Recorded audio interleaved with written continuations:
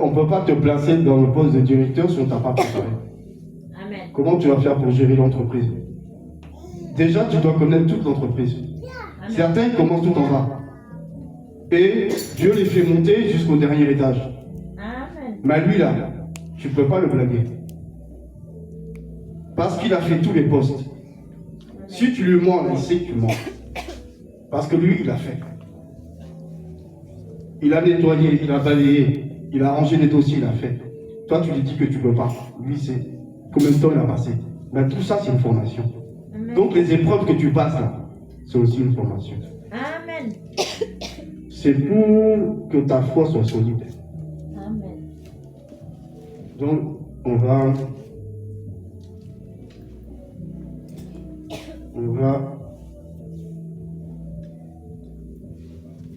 Oui, c'est 4. Amen, merci Saint-Esprit. Donc le thème d'aujourd'hui, consacrer sa vie à Jésus. Amen. Consacrer sa vie à Jésus. Quand on dit consacrer, là, ça veut dire que tu appartiens. C'est comme si quelqu'un t'a acheté de sa propriété. Ou toi-même, tu es rentré dans un concessionnaire, tu as acheté ta voiture. C'est ta voiture, c'est pas quelqu'un. Si quelqu'un te demande, tu dis oui ou tu dis non, mais ça t'appartient. Donc Jésus t'a acheté avec son sang. Quand il était à la croix, il était en train de payer la rançon pour te prendre. Parce que normalement, on devait aller en enfer. On devait aller brûler. À cause de qui? D'Adam. Un seul homme, tout le monde a péché. Mais Jésus est venu, par un seul, on récupère tout le monde. Donc le sang, c'est la rançon. Quand on veut payer dans ce monde, on sort l'argent. En France, c'est les euros. Tu vas aux États-Unis, c'est les dollars. Tu vas en Côte d'Ivoire, c'est les francs CFA. Maintenant, le spirituel, il y a une autre monnaie. La monnaie du spirituel, c'est le sang. Là-bas, on ne paye pas avec argent. L'argent, on s'en fout là-bas. Donne le sang. Tu veux quelque chose, tu dois donner le sang. Si tu veux quelque chose du diable, il faut sacrifier des gens. Il faut tuer quelqu'un pour lui donner le sang. De la même manière, Jésus a dû mourir pour payer la rançon. Avec quoi? Du sang. Donc tu vois que le spirituel, ça n'a rien à voir avec le physique. Donc Jésus nous a arrachés par le sang. Donc on est sa propriété. Donc qui dit propriété, dit propriétaire. Et qu'est-ce que tu dois faire? Tu dois honorer ton propriétaire. C'est comme tes parents. Quand tes parents sont là, ils s'occupent de toi, mais après un moment, tu vas. Donc on va commencer par un premier passage. Et on va voir dans le livre de Matthieu. On va rester beaucoup dans Matthieu.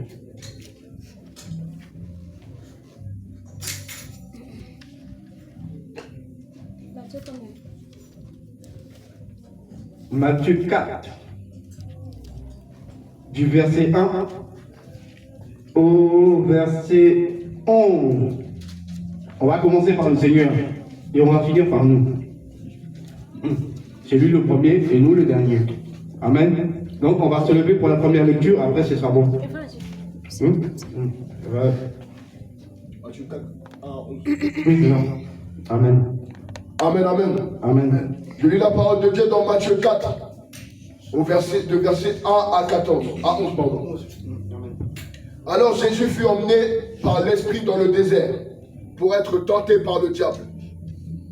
Après avoir jeûné 40 jours et 40 nuits, il eut faim. Le tentateur s'étant approché, lui dit: Si tu es le Fils de Dieu, ordonne que ces pierres deviennent des pains. Jésus répondit: Il est écrit, l'homme ne vivra pas de pain seulement, mais de toute parole qui sort de la bouche de Dieu. Le diable le transporta dans la ville sainte, le plaça sur le haut du temple, et lui dit: Si tu es le Fils de Dieu, jette-toi en bas, car il est écrit, il donnera des ordres à ses anges à ton sujet, et ils te porteront sur les mains, de peur que ton pied ne heurte contre une pierre. Verset 7. Jésus lui dit, il est aussi écrit, tu ne tenteras point le Seigneur ton Dieu. Le diable le transporta encore sur une montagne très élevée. Il lui montra tous les royaumes du monde et leur gloire. Et lui dit, je te donnerai toutes ces choses si tu te prosternes et m'adores. Jésus lui dit, retire-toi Satan, car il est écrit, tu adoreras le Seigneur ton Dieu et tu le serviras lui seul. Verset 11.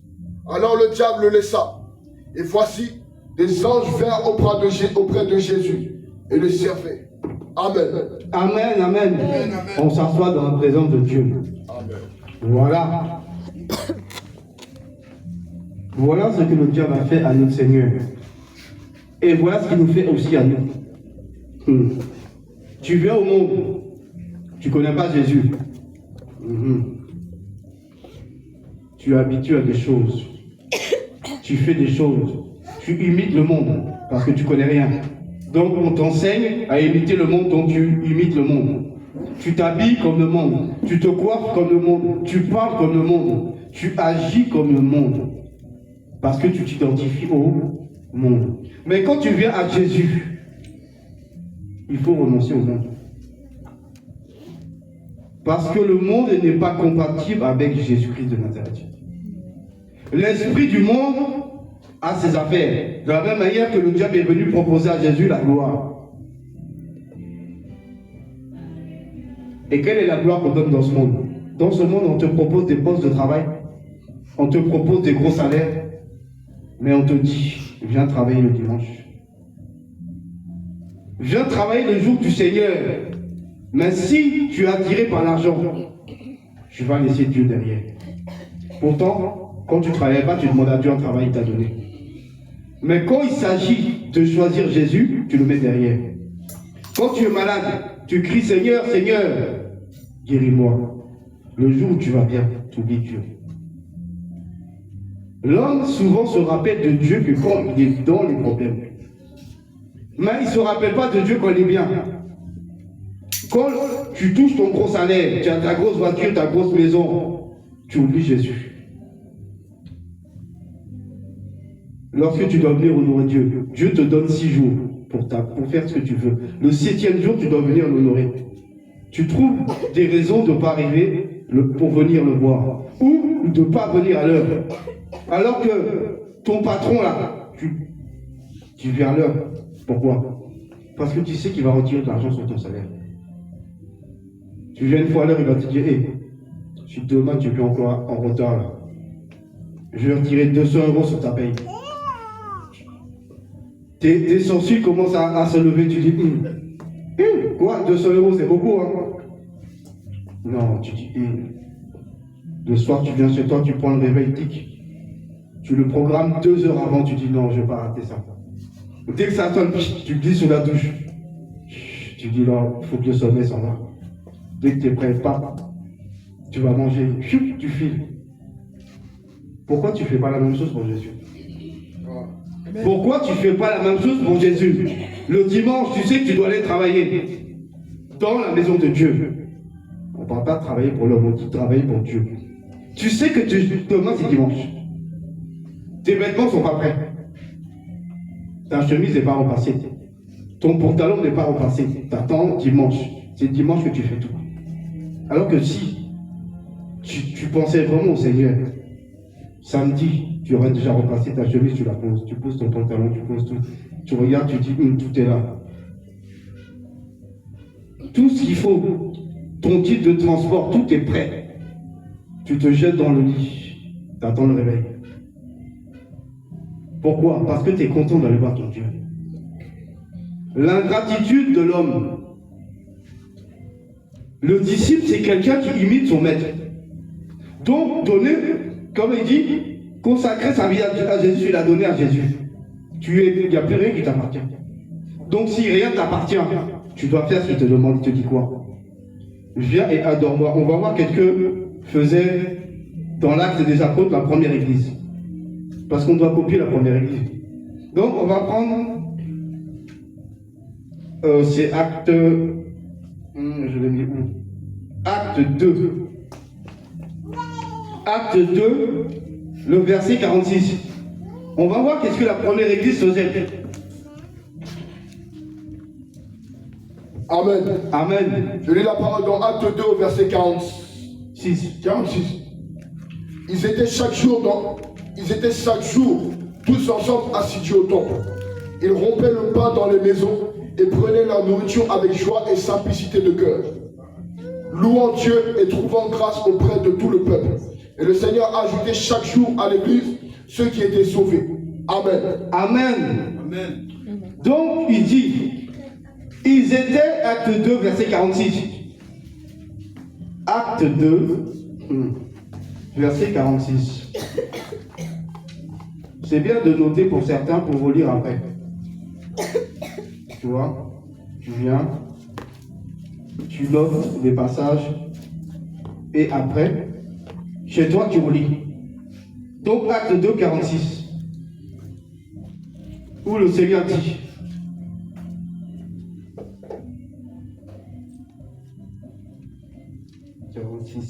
ils étaient chaque jour, tous ensemble, assidus au temple. Ça veut dire qu'ils étaient à l'église tous les jours. Ils sortaient du travail, mais ils trouvaient un temps pour aller voir Dieu. Ils allaient glorifier Dieu. On n'a pas dit seulement dimanche. Ils venaient tous les jours. Nous là, il y a quoi? Il y a dimanche et mardi, tempête de prière. 2 fois. Eux, il y avait tous les jours où ils étaient là. C'est comme ça qu'ils montrent à Dieu qu'ils étaient contents. La reconnaissance, c'est venir dans la présence et honorer. Combien de fois tu passes à lire ta Bible pour connaître Dieu? Comment tu vas connaître Dieu si jamais tu ne lis pas? Comment tu vas savoir ce qui est bon de ce qui n'est pas bon? C'est écrit là. Et quand tu pries qui? Dieu. Combien de temps tu passes dans sa présence? Et combien de temps tu passes dans la présence dans ton travail? Tu fais 8 heures dans ton travail. Ou 7 heures au plus rapide. Tu fais 7 heures pour l'homme, mais pour un salaire. Mais pour Dieu, tu lui donnes combien de temps dans la semaine? Combien de temps tu donnes à Dieu dans la semaine? Tu ne lui donnes pas de temps. Si tu as prié 5 minutes, tu es content déjà. Ce n'est pas 5 minutes qui va te remplir du Saint-Esprit. Parce que quand tu lis la parole, Dieu te remplit. Quand tu pries, Dieu te remplit. Donc plus tu es dans sa présence, plus tu reçois de son esprit. Et plus tu as la connaissance. Parce que la connaissance de Dieu se trouve ici. La force de tenir le péché, là, de ne pas tomber dans le trou, là, c'est dans la présence de Dieu que tu as la force. La tentation, celui qui tombe dedans, c'est parce qu'il n'est pas assez dans la présence de Dieu. Celui qui a l'Esprit de Dieu, qui marche avec Dieu, il ne peut pas tomber dedans. Il ne peut pas. Parce que le Saint-Esprit lui donnera la force de ne pas tomber. La Bible nous dit dans Acte 1, verset 8, vous recevrez une puissance. La puissance, c'est qui? C'est le Saint-Esprit. Donc il ne t'a pas dit une faiblesse, il t'a dit une puissance. Et le Saint-Esprit est l'Esprit le plus puissant de tout l'univers. Donc, comment tu peux être faible alors que tu as l'Esprit du Créateur en toi? Cet esprit doit t'aider à marcher conformément à ce qui est écrit ici. Pas à t'amuser. Donc, qu'est-ce que tu dois faire? Te débarrasser du monde. On va voir ça dans 1 Jean 2,15. 1 Jean 2,15 va nous parler. 1 Jean 2,15 va nous dire déjà qu'est-ce qu'il faut faire. Qu'est-ce qu'il faut faire pour se consacrer sa vie à Jésus? Parce qu'il y a des choses à faire. Il y a beaucoup de choses à faire.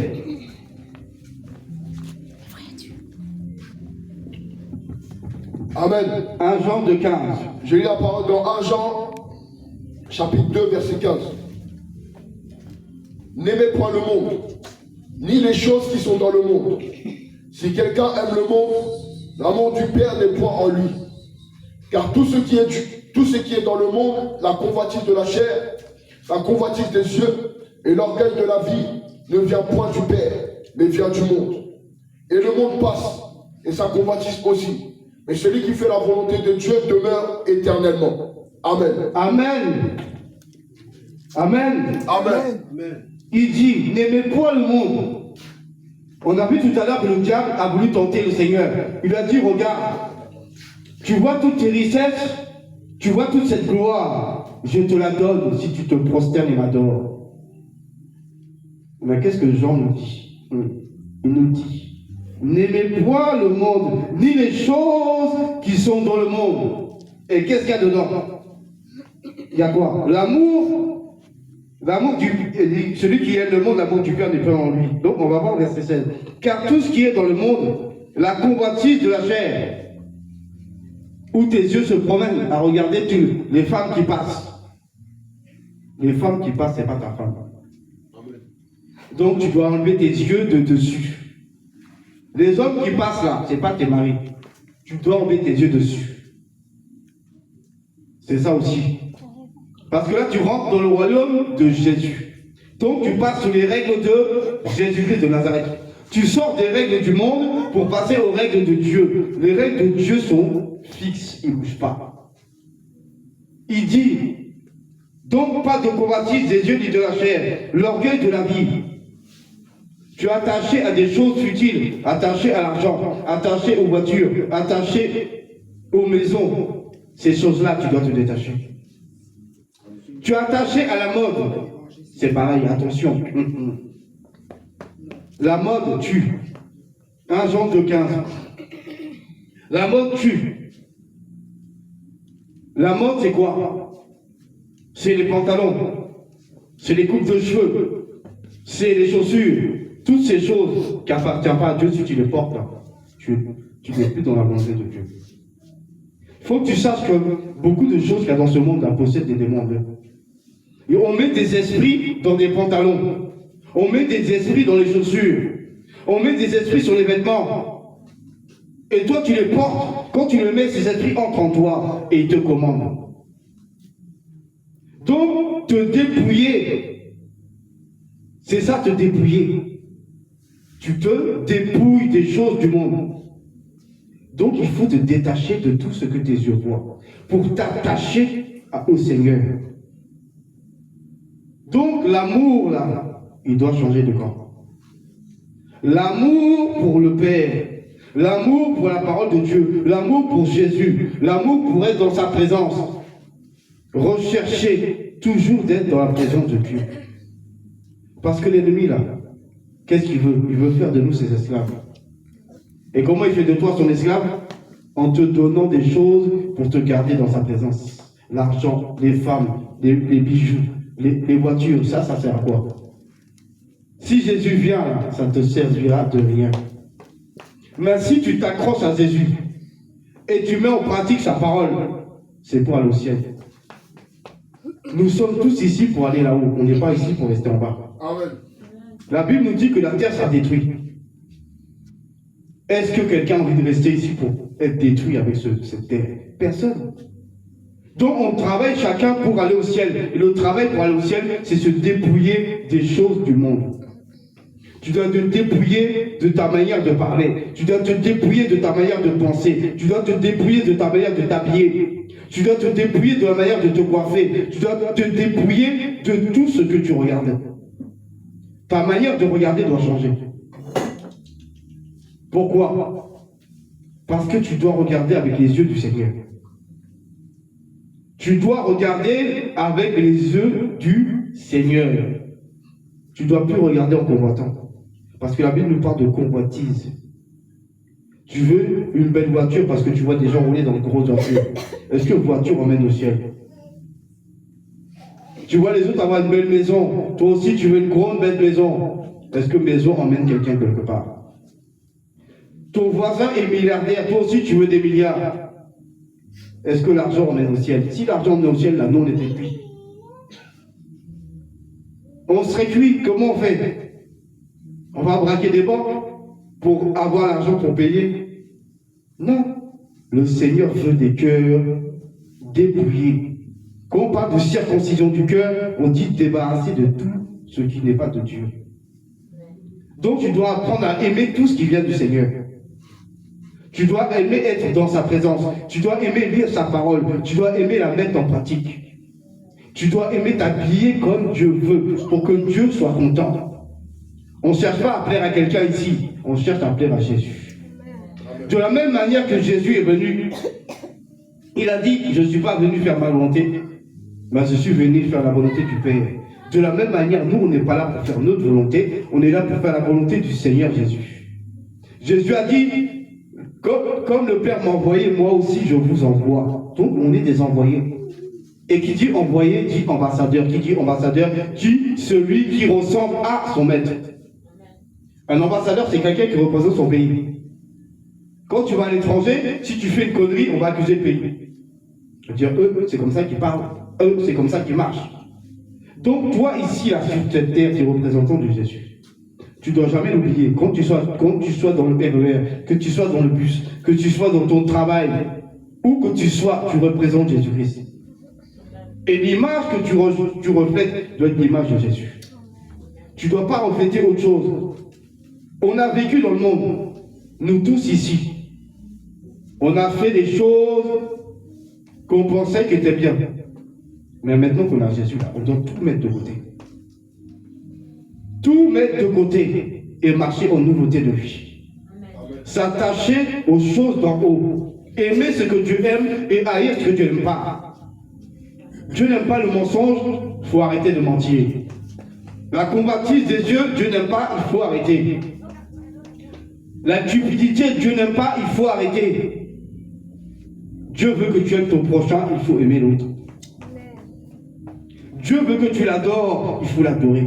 Comme Jésus a dit au diable, il est écrit, tu adoreras l'Éternel ton Dieu. Donc apprenons à adorer le Père. Apprenons à adorer Jésus. Apprenons à aimer nos frères. Apprenons à aimer nos sœurs. C'est ça que Dieu veut. C'est ça qui va nous ouvrir les portes du ciel.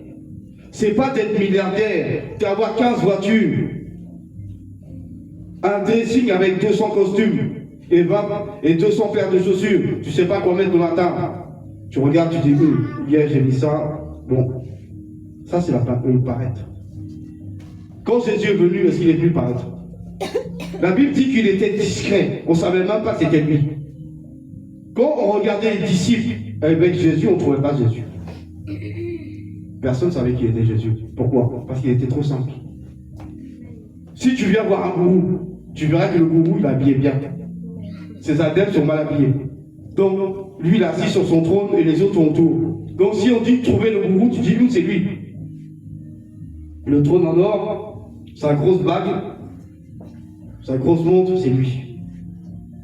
Jésus, là, quand tu cherchais, tu ne trouvais pas. Donc, qu'est-ce qu'il a dû faire? Comment il s'appelle? Judas. Judas dit, celui à qui je ferai un bisou, c'est lui, Jésus. Il était obligé de montrer qui est Jésus. Parce que personne ne pouvait le savoir que c'est lui. Donc, quand toi, tu viens quelque part, tu dois être discret. Tu ne dois pas chercher à être vu comme si c'est toi le soleil. Il n'y a que le soleil, quand il vient, on sait que c'est lui. Parce que quand il n'est pas là, il fait nuit.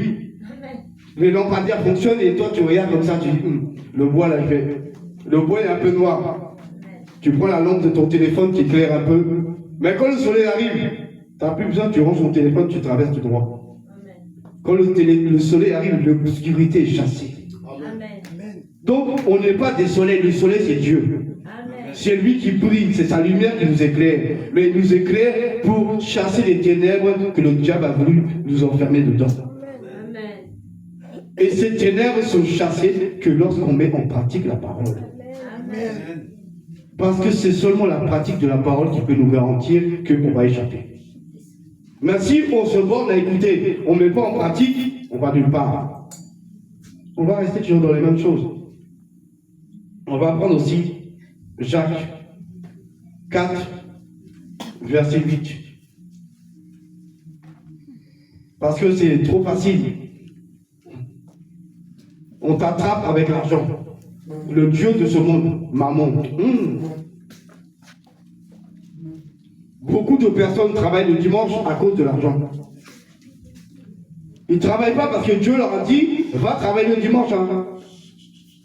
C'est pas Dieu qui leur a dit. Mais le diable les a tentés, comme ils ont tenté Jésus. Vas-y, Jacques. Amen. Je lis la parole dans Jacques 4 au verset 8. Amen. Approchez-vous de Dieu, et il s'approchera de vous. Nettoyez vos mains, pécheurs. Purifiez vos cœurs, hommes irrésolus. Sentez votre misère. Soyez dans le deuil et dans les larmes. Que votre rire se change en deuil et que votre joie en tristesse. Humiliez-vous devant le Seigneur et il vous élèvera. Amen. Amen. Amen. Amen. Le Seigneur nous dit, on doit s'approcher de lui. Mais comment tu t'approches de Dieu? Comment on fait pour s'approcher de quelqu'un qu'on ne voit pas? On s'approche de lui quand on médite sa parole. Amen. Parce que quand tu médites sa parole, lui-même se rapproche de toi. Pourquoi? Pour te donner de l'intelligence pour comprendre ce qui est écrit. Amen, amen, amen. Parce que tu ne peux pas comprendre les Écritures si tu n'as pas le Saint-Esprit qui te révèle la parole. Même si tu as tous les diplômes d'État, on dit que c'est toi l'homme le plus intelligent de la terre. Ça, là, tu ne vas jamais le comprendre. Amen. Jamais de ta vie tu vas le comprendre. Pourquoi? Parce que tu as l'esprit du monde. Mais il faut l'esprit de Dieu pour comprendre la parole de Dieu. Qui connaît les pensées de Dieu si ce n'est celui qui a l'esprit de Dieu? Qui connaît les pensées du monde si ce n'est celui qui a l'esprit du monde? On avait l'esprit du monde. Maintenant, on l'a mis de côté, on a pris l'esprit de Dieu. Donc, on connaît les choses de Dieu parce qu'on est dans la parole de Dieu. Et le Saint-Esprit va te révéler les profondeurs de la parole plus tu médites. Et tu te rapproches de Dieu dans la prière. Le matin, tu te lèves, tu pries. Combien de fois tu pries? On a prière matinale, 5h à 10h. Mais après, est-ce que tu repries encore dans la journée? Après, on a encore prière de 21h à 22h. Non, de 22h à 23h. Zoom. Mais entre les deux, est-ce que tu pries? Est-ce qu'entre les deux, tu parles à Dieu? Tu lui expliques tes problèmes? Dieu n'est pas sourd. Dieu n'est pas sourd. Mais Dieu regarde quelque chose. Dieu regarde ton cœur. Et il regarde quoi? La sincérité. Parce que Dieu connaît l'homme. Si toi tu crois que Dieu ne te connaît pas, c'est parce que toi tu ne connais pas Dieu. Dieu connaît l'homme trop bien même. Seigneur, donne-moi de l'argent. Quand j'aurai l'argent, je te servirai mieux. J'achèterai une maison, une voiture, je serai bien. Mais Dieu sait très bien s'il te donne l'argent. Cet argent va te perdre. Parce que ta tête va s'enfler. Maison, voiture. Tu vas commencer à sortir avec tes amis. Pour aller dans les bars, pour boire de l'eau au début du jus. Où le diable va te glisser pour que tu tombes dans l'alcool. Parce que dès que tu t'éloignes de Dieu, le diable te récupère. Après, tes amis vont te dire, ouais, on va dans une soirée, maison. On ne te dit pas boîte de nuit parce que tu dis non. Moi, boîte de nuit, je ne vais pas dedans. Tu te dis, ouais, c'est une soirée entre amis. C'est quelqu'un qui fait, il y a des femmes, il y a tout. Tu dis, non, moi, je ne suis pas dans les femmes. Mais quand tu vas rentrer là-bas, les démons, ils t'attendent. Les démons t'attendent. Tu vas avoir une passée, deux passées, trois passées. Tu vas boire. Et des fois, on peut même t'emmener quelque chose qui n'est pas de ce que tu bois. Et quand tu vas commencer là, tu vas t'éloigner de Dieu. De la même manière que le fils prodige, il a fait quoi? Dès que son père lui a donné l'argent, il est parti. Il a fait quoi? Il a été se souiller avec des femmes et il a tout dilapidé son argent. Pourquoi? Parce qu'il était cupide. Donc si Dieu veut te donner beaucoup d'argent, qu'est-ce qu'il va faire? Il va d'abord briser ta cupidité. Amen. Il ne peut pas te donner des millions en sachant que tu es cupide et que quand tu auras l'argent, tu vas fuir. Tu vas aller où? Te perdre. Et le diable, il va t'arrêter. S'il peut te tuer, il va couper ta tête bien même.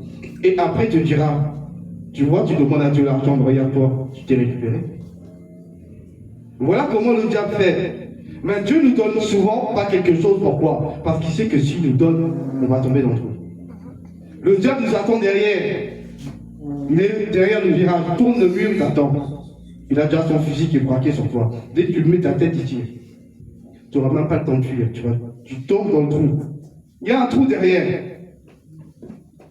Tu arrives trop vite dans le virage. Boum, tu tombes dans le trou. Qui a creusé le trou? Le diable. Il sait. Si Dieu sait que la cupidité est attachée à toi, le diable aussi est au courant. Toi, tu crois qu'il n'y a que Dieu qui sait? Non, il n'y a pas que Dieu qui sait. Le diable te connaît. Avant d'être à Jésus, là, tu étais à lui. Toutes les conneries que tu faisais, il savait. Tout ce que tu aimais, il connaît. Donc, il sait comment te faire tomber. Donc, tant que tu n'es pas détaché de ces choses-là, Dieu ne peut pas te donner. T'attacher au monde, le diable va t'avoir. Il va te tenter avec quelque chose. Donc, voilà pourquoi la Bible nous dit, Jean 15, n'aimez point le monde. Parce que si tu n'aimes pas le monde, tu ne peux plus te faire attraper par le monde. Si tu n'es pas cupide, tu ne peux plus te faire saisir par l'argent. Là, Dieu va te donner. Là, tu pourras gérer ta main pour toi et gérer pour Dieu. Mais Dieu ne peut pas te donner quelque chose pour te perdre. Parce que Dieu n'est pas, le Seigneur n'est pas mort. Dieu n'est pas mort à la croix pour te perdre. Amen. Il est mort pour te sauver. Donc, il ne peut pas te voir tomber. Il est obligé de te préparer. Voilà l'épreuve. La fameuse croix. Ah, on va la prendre. On va la prendre dans Matthieu 16. Là, on va comprendre. Matthieu 16, à partir du verset 24 à 26. Pour que tu comprennes qu'il y a une croix à porter. Et que plus la croix est lourde, plus la gloire sera grande. Amen. Amen. Matthieu 16, le verset 24 à 26. Amen, amen. Amen. Matthieu 16, verset 24 à 26. Alors Jésus dit à ses disciples, si quelqu'un veut venir après moi, qu'il renonce à lui-même, qu'il se charge de sa croix et qu'il me suive. Verset 25. Car celui qui voudra sauver sa vie la perdra, mais celui qui la perdra à cause de moi la trouvera. Et que servirait-il à un homme de gagner le monde, de gagner tout le monde, s'il perdait son âme? Ou que donnerait un homme en échange de son âme? Amen. Amen. Amen. Amen. Amen. Donc le Seigneur dit, il est clair, net et précis. Notre Seigneur, il ne fait pas dans la demi-mesure. Quand il dit. Donc il te dit, je vais reprendre doucement. 24. 24 à 48. Alors Jésus leur dit à ses disciples, si quelqu'un veut venir après moi, si tu veux être disciple de Jésus, donc ça veut dire si tu veux venir après Jésus, il faut être son disciple. Voilà les conditions pour devenir le disciple de Jésus. Et qui dit disciple dit consacrer sa vie à Jésus. C'est ça une vie de consécration.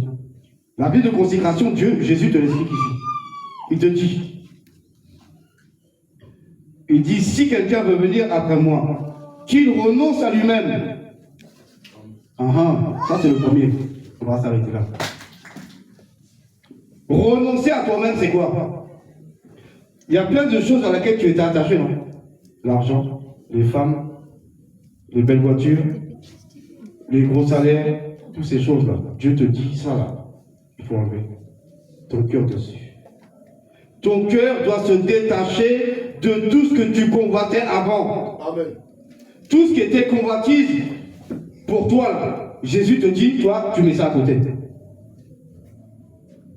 Tant que Jésus ne voit pas que ces choses sont parties, tu vas passer par le désert. Parce que tu dois laisser ça dans le désert. Amen. Tu traverses le désert, les épreuves de la vie. C'est fait pour te débarrasser de ça. C'est vrai que l'épreuve est dure. Tu dis, quand même Seigneur. Mais si Dieu te fait passer par là, c'est parce que Dieu sait pourquoi. Parce que la gloire qui t'attend derrière, si tu la voyais là, tu plongerais déjà dedans. Tu plongerais, tu dirais, Seigneur, oui, donne-moi encore plus d'épreuves. C'est toi qui vas réclamer des épreuves à Dieu. Si Dieu te montrait ce que lui, il te donne au bout. Aucune épreuve n'est gratuite. Aucune épreuve n'est gratuite. C'est fait pour te forger un caractère. Amen. C'est fait pour te préparer à quelque chose. Parce que l'ennemi ne dort pas. Et l'ennemi te combat chaque jour. Chaque seconde, il est au combat derrière toi. Le soir, tu dors, lui, il ne dort pas. Il fait des réunions et il parle de toi. Il dit, lui, là, on fait comment pour le dégommer? Lui, là, on fait comment pour le reconnecter? Lui, là, on fait comment pour détruire sa vie chaque jour? Et on envoie une équipe t'attaquer. Tu ne vois pas l'équipe, hein, tu ne la vois pas, parce que Dieu ne te montre pas. Mais si Dieu te montrait là, tu serais toujours collé devant Dieu à prier. Tu serais celui-même qui prie plus que tout le monde sur la terre. Tu ferais comme Job. Chaque jour, il pensait, mes enfants ont peut-être fait quelque chose, Seigneur, pardon. Ma femme a fait quelque chose, Seigneur, pardon. Il était toujours derrière la prière. Parce qu'il savait qui était son Dieu. Le Seigneur dit, tout ce que tu aimais avant, il faut mettre à côté. D'autres, c'est leurs enfants. Ils aiment leurs enfants. Oh, ils adorent leurs enfants. On adore que Dieu. J'adore manger, c'est ton Dieu. J'adore mon fils, c'est ton Dieu. J'adore ma femme, c'est ton Dieu. J'adore mon mari, c'est ton Dieu. On n'adore que Dieu. Ce mot-là que les Blancs aiment bien utiliser, là, nous, là, on n'a pas le droit d'utiliser ça. Dans leur vocabulaire, j'adore manger. Même les publicités qui passent à la télé, c'est ce qui te dit, j'adore. Ils veulent te faire tomber dans le trou. Si jamais ta bouche dit ça, c'est que tu cherches des problèmes avec Dieu. On adore, comme Jésus a dit à Lucifer, on adore que Dieu. On aime, tu aimes ta femme, tu aimes tes enfants, tu aimes ton mari, tu aimes tes collègues, tu aimes tes frères, mais tu n'adores que Dieu. Donc on ne tombe pas dans le piège. L'adoration est réservée à une personne. Maintenant, c'est pas fini. Tu dois renoncer à toi-même. Est-ce que tu as déjà renoncé? Est-ce que là, maintenant que tu es assis sur ta chaise, là, tu réfléchis bien, là, est-ce que tu as déjà renoncé? Ou il y a encore des choses à laquelle tu es lié? Si tu es encore lié, c'est que tu n'as pas renoncé. Ton cœur est toujours sur l'argent, ton cœur est toujours sur les biens matériels, ton cœur est toujours sur les femmes, ton cœur est toujours sur les hommes. Ton cœur est toujours sur ce que les autres ont, parce que toi, tu ne peux pas voir quelqu'un avoir quelque chose sans que ça te pique le cœur. C'est quoi? C'est toujours la convoitise, c'est la chair. Jésus dit, mets ça à côté. Regarde-moi sur mon trône. La Bible nous dit, recherchez les choses d'en haut, où Jésus est assis à la droite du Père. Tu ne dois pas dire de rechercher ce qui est en bas. Ce qu'en bas, là, tu dois l'utiliser pour la gloire du Père. Amen. On glorifie le Père en glorifiant Jésus-Christ. Mais on ne s'attache pas aux choses inutiles. Donc, renonce à toi-même. C'est à tout ce que tu convoitais, à tout ce que tu aimais, tu mets derrière. Maintenant, il dit, car celui qui voudrait, après, on parle de la vie. Parce que certains aussi, ils aiment leur vie. Il y a dans des pays où, quand tu évangélises, c'est interdit. Si on t'attrape, on te dit, bon, toi tu es chrétien? Tu dis oui, tu dis, on va s'occuper de toi. Il y en a certains, sur Internet, on les a vus, c'était 10 hommes. Il y avait des Arabes dedans et un Noir. Un pays musulman. On les a ramenés au bord de la mer. On leur a dit, bon, vous là, vous êtes des chrétiens. C'est Jésus, c'est ça, non? Vous allez, si vous reniez Jésus là, on vous laisse en vie. Mais si vous ne reniez pas Jésus là, on va vous égorger. Ils avaient leur gros couteau là, tranquille. Toi, tu sais que le gars, il n'a pas. Il n'est pas là, il ne s'amuse pas avec toi. Si tu as dit, il va t'égorger, il va t'égorger. Maintenant, les 9 Arabes et le Noir qui étaient là, ils ont dit non, nous, on aime Jésus. On a donné de Dieu à Jésus. Fais ce que tu veux. Amen. Ils se sont fait égorger. La vidéo sur Internet, hein, où tu les vois chacun leur tour, on coupe la gorge de chacun, le sang coule. Eux là, ils ont montré à Jésus qu'ils l'aimaient. Amen. Eux, ils ont montré à Jésus que même devant la mort, il ne recule pas. Amen. Beaucoup ont reculé. Ils disent non. C'est qui Jésus? Non, moi, tu es sûr que tu m'as entendu prier Jésus là? Non, je suis musulman. On est bien ici et puis musulman, non? Je vais à la mosquée. Il n'y a pas de problème, non, je ne connais pas Jésus.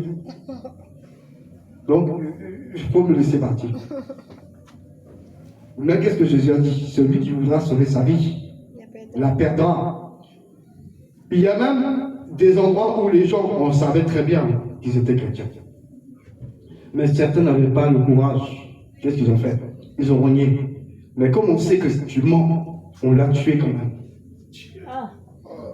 Donc, comme la parole de Jésus dit, celui qui voudra sauver sa vie, la perdra, et bien ils l'ont perdu. Mais ils l'ont bien perdu, parce que là, ils vont pas au ciel. Là, ils descendent tout droit dans le trou. Parce que tu n'es pas mort pour Jésus. Tu as renié Jésus avant de mourir. Eux, ils n'ont pas renié, ils ont dit non, nous, on meurt avec Jésus. Ce courage-là, c'est ça que Dieu te demande d'abord. Amen. Parce que dans ce pays-là, on ne voit pas ça maintenant. Mais celui qui va rater l'enlèvement, là, il va comprendre. Parce que ça va arriver ici. Ici, là, on va te dire, tu veux Jésus? Tu dis non. On va te décapiter. Apocalypse 13, on parle de décapiter. On va couper ta tête. Comme poulet, là, on coupe sa femme. Est-ce que tu as ce courage? Devant l'adversité, ne jamais renier Dieu. Et dire, moi, jamais je recule. J'avance, je ne recule pas. Est-ce que tu as la foi jusqu'à donner ta vie? C'est ça que Dieu veut. Donner ta vie à Jésus, devenir un disciple, consacrer sa vie à Jésus là, c'est tout lui donner. Et quand tu fais ça, Dieu, c'est lui qui va t'élever. T'inquiète pas, il te fait passer par un désert. Pourquoi? Pour briser ton caractère que tu as hérité du monde. Il brise la cupidité, il brise l'orgueil, il brise l'arrogance, il brise la méchanceté. Il brise tout ce qui n'est pas de lui. Et ensuite, il te dépose ce qui est à lui. Et après, il te positionne. Et quand il t'a positionné, l'argent que tu voulais, il va te donner. La maison que tu voulais, il va te donner. Les voitures que tu voulais, il va te donner. Il va tout te donner. Mais il sait que ça ne va pas te perdre. Alors qu'avant, si tu avais donné là, tu serais retourné dans le monde. Et le diable serait tranquillement décapité. Donc, donner sa vie, consacrer sa vie à Jésus là, se renoncer au monde, à tout ce que le monde offre, adorer Dieu et suivre sa parole. Consacrer ton temps à lire la parole au lieu de scroller là. Tu scrolles, tu passes 2 heures, tu scrolles, t'as gagné quoi? T'as rien gagné, t'as perdu du temps. Et pendant que tu scrolles, le démon il a son chronomètre. Il est à côté, tu ne le vois pas. Dès que tu commences, il fait clic. Il met son chronomètre, il attend. Dès qu'il voit 2 heures, il dit 3 heures. Il dit, c'est puissant même. 4 heures, ah non, lui, là, tac. Quand tu as fini, il descend, il fait un rapport. Il dit, le soi-disant chrétien, il a prié 1 heure. Il a passé 4 heures chez nous. Chez notre disciple. C'est puissant. Et tu verras que ils vont te mettre ce que tu cherches dessus pour que tu restes encore plus de 4 heures. Et sans t'en rendre compte, tu es en adoration avec le diable, tu es plus en adoration avec Jésus. Tu as changé de maître. Juste à cause du temps passé à faire des choses qui ne glorifient pas Dieu. C'est pas comme si tu es au travail, tu travailles pour l'argent. Dieu sait très bien que tu travailles pour l'argent. Donc tu fais 8 heures dans ton travail, 7 heures, Dieu il sait. Mais là, ces conneries là, c'est du temps que tu donnes au diable.